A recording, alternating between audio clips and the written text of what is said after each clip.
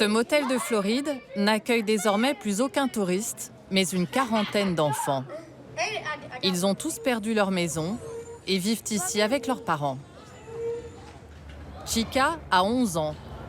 Comme beaucoup de fillettes américaines, elle aime Shakira, le vernis à ongles et les tartines au beurre de cacahuète.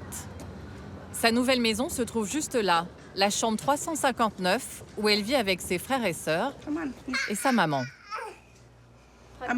Maman doit aller faire la cuisine, d'accord? Joanne élève seule 5 enfants, dont les petites dernières, Sena et Yasmine. Chica a emménagé avec sa famille il y a 3 mois, dans cette chambre d'une quinzaine de mètres carrés, que sa mère paye 135 € par semaine. Elle possédait une petite entreprise de nettoyage qui a fait faillite. Elle a été expulsée de sa maison. Elle gagnait auparavant 3 000 € par mois et survit aujourd'hui avec des ménages et un peu d'aide de son ex-mari. Arrête, Sena, arrête, s'il te plaît. Une nouvelle vie dans une seule pièce. Là, ce sont les couvertures. Ici, les vestes, les chaussures. Il y a trop de chaussures. Les vêtements de Chica. Et il n'y a pas beaucoup de place pour les jouets. Avant, on avait beaucoup de jouets. On avait même une salle de jeu pour les enfants.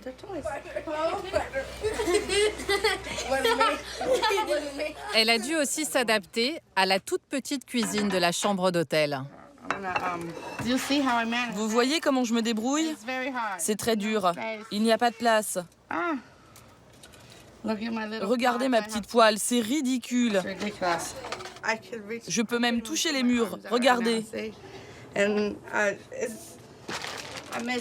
Ma cuisine me manque. Avant, j'avais un four et un grand réfrigérateur. Celui-là est trop petit pour nous 6, on ne peut rien mettre dedans. Le nôtre était très grand. Pour maintenir un minimum d'ordre, chaque enfant a une tâche bien précise. Sena, 4 ans, est mademoiselle éponge. Arturo, 9 ans, monsieur couverture. Et Chica s'occupe de servir le dîner. Pour manger, c'est toute une organisation, avec des plateaux repas, comme à l'hôpital. C'est ce que vous avez trouvé pour les repas? Eh oui, parce que on n'a que 2 chaises et une petite table. Alors ça nous aide un peu. Dans mon ancienne maison, on avait beaucoup de pièces. Ici, on a un espace très limité. On est les uns sur les autres. Cette chambre est toujours bondée. Les enfants ont en plus invité 2 amis. Ils sont donc 8 ce soir à dîner dans la chambre. Jamais de ma vie, je n'aurais pensé me retrouver à l'hôtel, vivre à l'hôtel. Normalement, on y va en vacances. Les enfants ne méritent pas de vivre comme ça. Une vie entre parenthèses, à l'hôtel.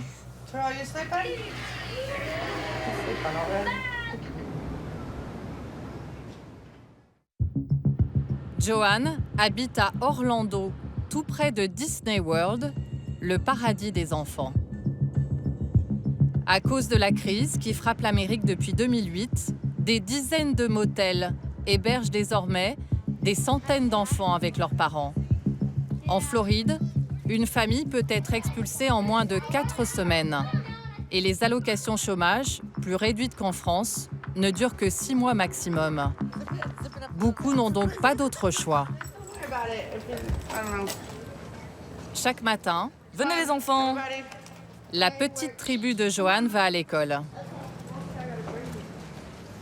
Elle les a inscrits dans l'un des établissements les plus proches de l'hôtel, à 10 minutes en voiture. Elle avait auparavant un gros 4x4 américain. Elle s'est racheté une voiture d'occasion, indispensable ici où il n'y a qu'un bus par heure. L'école est située au bout de ce quartier résidentiel où vit la classe moyenne. Fern Creek, 335 élèves. Chica et ses frères et sœurs sont accueillis personnellement par le directeur de l'école, Patrick Galatovich. Salut. What up, Mom? Good morning. Bonjour. Have a good day, okay? Hi, honey. Allez, bonne Have a good journée. day, okay? Bonjour. Have a good Allez, day. bonne journée. C'est comme ça chaque matin pour chaque élève. Have a good day today. Ici, 20% des enfants ont perdu leur maison et n'ont pas de domicile fixe. Leur nombre a été multiplié par 100 depuis la crise dans ce district. Patrick veut que son école soit pour eux une bulle, un sanctuaire. Il y a même ici une chaîne de télé. 4, 3, 2. Good morning, Fern Bonjour, Creek, Fern and Creek, welcome back et bienvenue to pour une another nouvelle journée fabulous fabuleuse. day here at the Creek. Before the show Avant de begins, commencer le show, let's look regardons at les some of our anniversaires du jour. birthdays for today. On a Shamaya Gray de la classe de Madame Dockward. Bon anniversaire à toi. Happy birthday to you.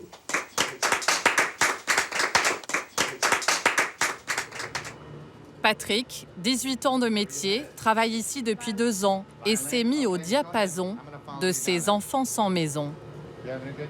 Il a transformé son école en resto du cœur. Pour aider les familles qui parfois n'ont plus que quelques valises, il fait appel à des bénévoles. Hey there. Bonjour, Bonjour, je suis Patrick Galatovich. enchanté Patrick. Merci de venir aujourd'hui. C'est une vraie bénédiction. Cette mère de famille est venue trier des vêtements pour les enfants. We make sure that we have On veut a être good sûr d'avoir un supply stock of important de children's vêtements clothes, pour nos plus petits élèves, small comme pour les plus children all the way grands. up through our older children. So Comme we ça, never have kids on n'aura aucun without enfant qui manque socks de and shoes and chaussettes, boots and, de chaussures, de coats and bottes ou de whatnot, manteaux en as fonction the des saisons. seasons change. Et puis beaucoup de ces enfants appartenaient auparavant à la classe moyenne.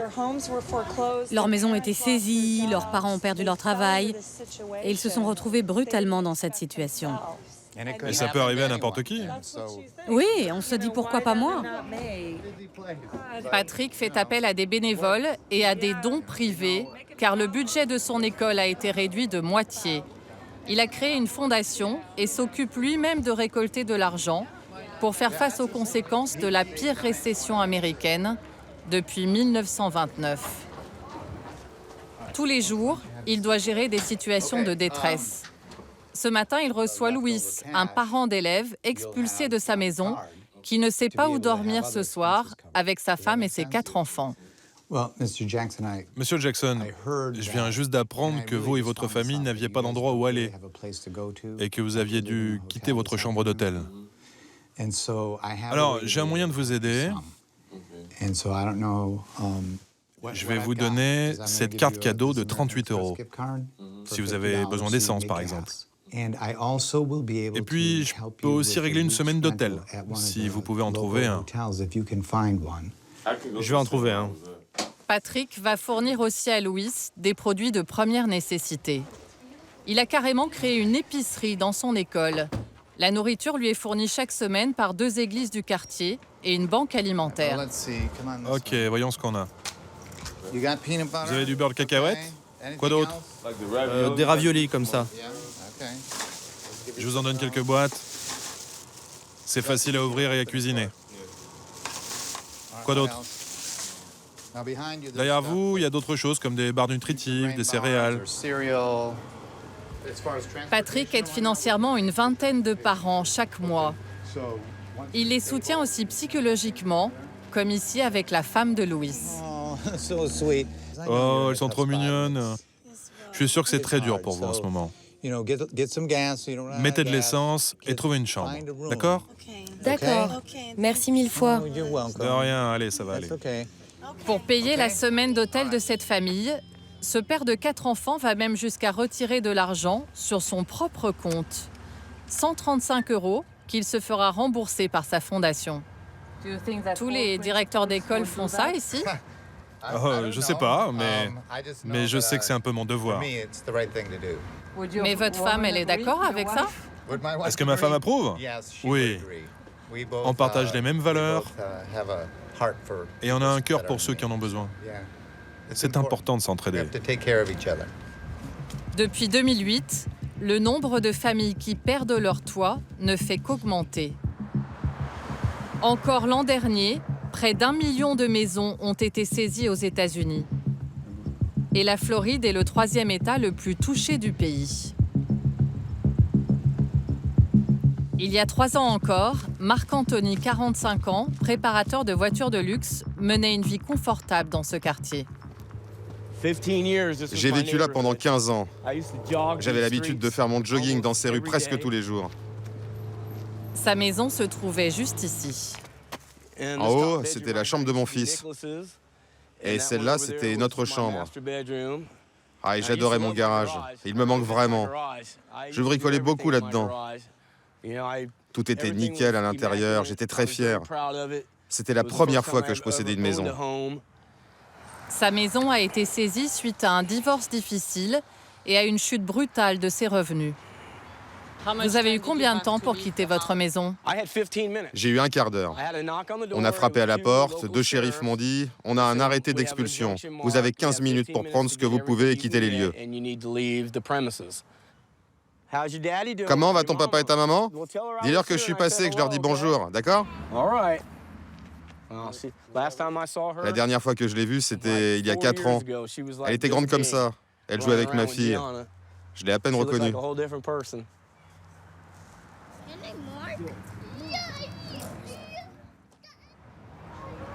C'est dans ce motel qu'il a trouvé refuge depuis 1 an, chambre 553. Marc-Anthony a perdu sa maison, mais il a retrouvé l'amour. Avec une autre pensionnaire de l'hôtel, Mélicia, le couple vient d'avoir un petit garçon.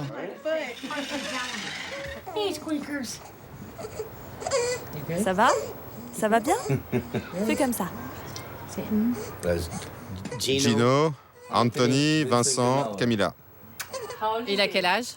Il a presque 2 mois. Il faisait 3 kilos et 50 cm quand il est né le 27 décembre 2011. C'est un bébé motel? Ouais. J'ai commencé à avoir des contractions dans le motel à 2h30 du matin. Et il a été conçu dans la chambre 553, non? Je ne sais pas. Mélicia a fait 10 ans d'études. Elle travaillait pour l'État de Floride, qui a licencié 30 000 fonctionnaires il y a 1 an. Toute la famille vit sur le salaire de Marc, aujourd'hui 1 300 €. Un salaire qui a été divisé par 2 avec la crise. Ils ont chacun 3 enfants, dont Gina, la fille de Marc, qui a 9 ans et déjà bardée de diplômes. Ça, c'est la récompense du mérite, parce que j'ai eu les meilleures notes pour ce trimestre. Ça, c'est le diplôme d'honneur, car je n'ai eu que des A. Et cette médaille, parce que j'ai eu 20 sur 20 à mon examen de maths. Est-ce que ta maison te manque? Pas vraiment, car c'était le passé. Et moi, je veux vraiment avancer. Waouh, tu parles comme une adulte, toi. En fait, pour Gina, le plus dur a été d'abandonner le chien. Moi et mon père, on avait un chien, Shadow. Il y a sa photo là sur le mur. Ça a été très difficile de s'en séparer, mais on l'a fait. On a aussi une tortue domestique. Quoi? Une tortue domestique. Je vous présente Aphrodite. Partout où on va, Aphrodite nous suit. C'est sympa de garder un petit souvenir de notre maison. Elle ne risque pas d'aller ailleurs. Mais chut, on n'est pas censé avoir des animaux domestiques. Marc-Anthony et sa famille espèrent pouvoir emménager dans une nouvelle maison à la rentrée prochaine. À 2 bâtiments de là, Joanne supervise les devoirs des enfants avant de partir au travail.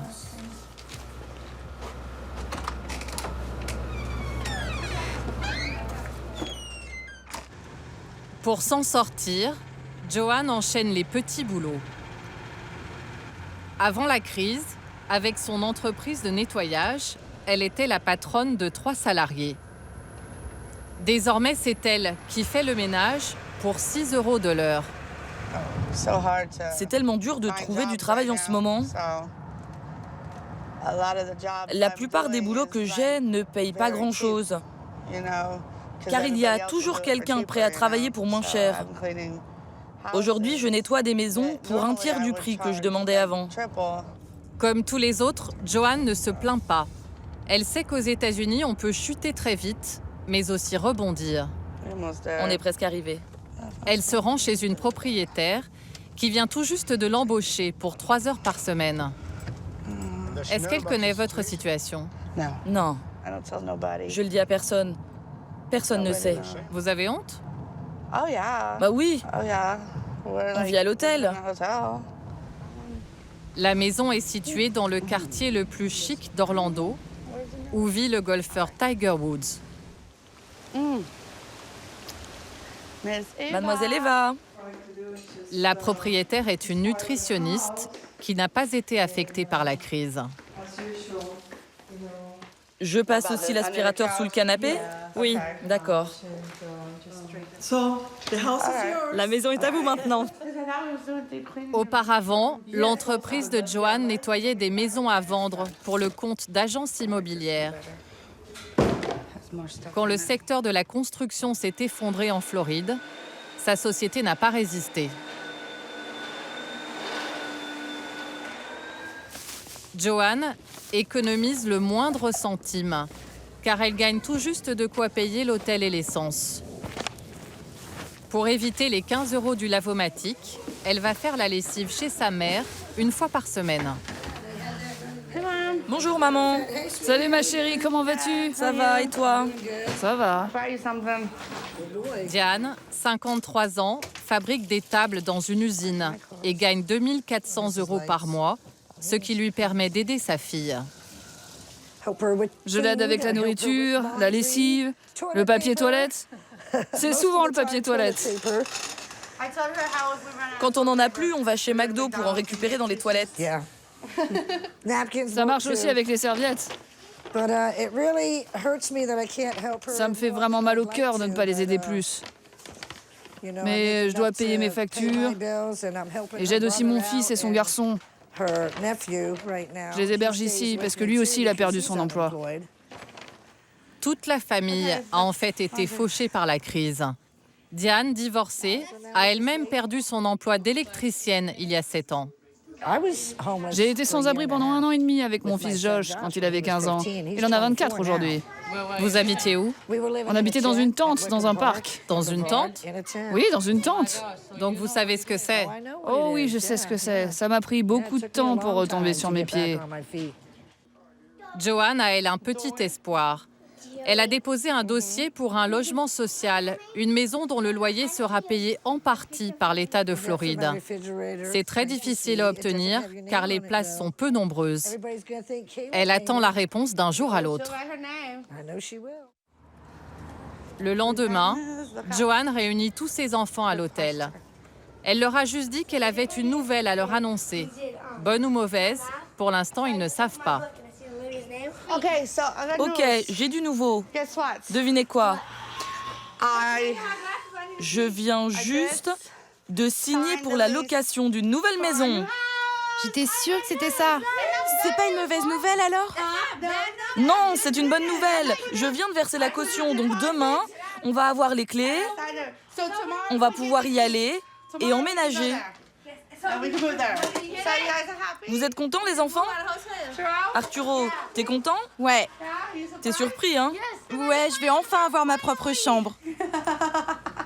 Comment vous vous sentez? Je suis tellement soulagée. C'est un rêve qui devient réalité.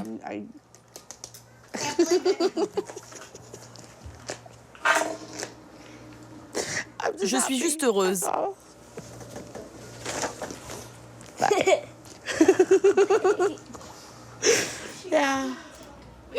Une maison de 5 pièces, avec un jardin. Joanne et les enfants vont reprendre leur vie d'avant.